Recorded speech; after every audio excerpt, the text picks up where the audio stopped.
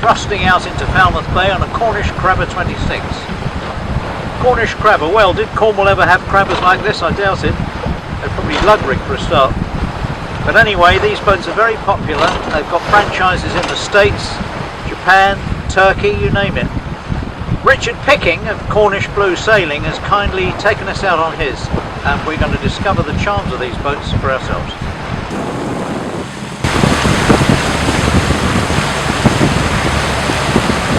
What I like about my boat, the Crabber 26, is it's got the feel of a gaffer, but with the convenience of having all the lines led aft, and it doesn't scare my clients, because I've chartered the boat out, it doesn't scare them off from chartering a gaff rig boat. So it's an ideal boat to introduce people to this type of sailing. It's got a good headroom all the way through, and it's good accommodation for a 26-foot boat. It takes, it'll take 3 or 4 people, could spend a week on it and not find it too crowded. The boat itself has proven herself as being a great little boat for being short-handed. I mean, she's been sailing herself. We've been on the wind, and just with a loop of line over the tiller, she's sailed herself perfectly balanced.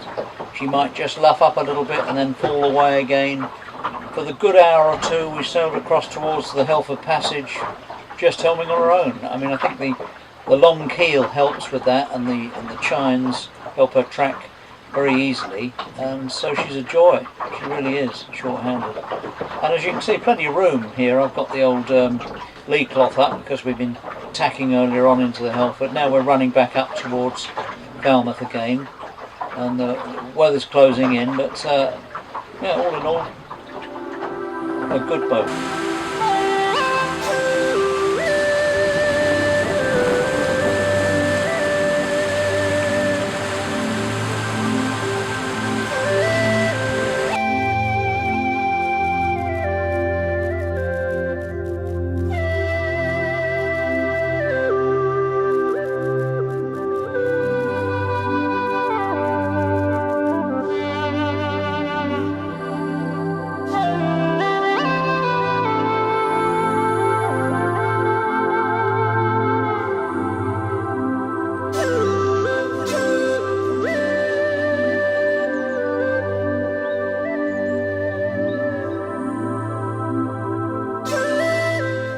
I have to say I really enjoyed that sail up to Malpass, where we're now moored on a pontoon.